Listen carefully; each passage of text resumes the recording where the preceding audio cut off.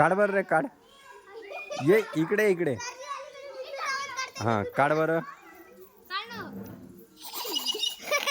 अरे वा खूप छान. अजून कुठला आवाज येते? कृष्णा ये बरं इकडं. कुठं गेला? जेवत आहे तो.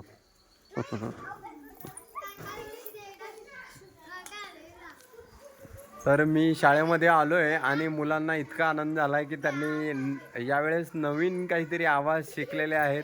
आत्ताच बघितलं तुम्ही आवाज काढत होता घोड्याचा आवाज आणि बरेच काही हे मुलं शिकलेले आहेत बघा.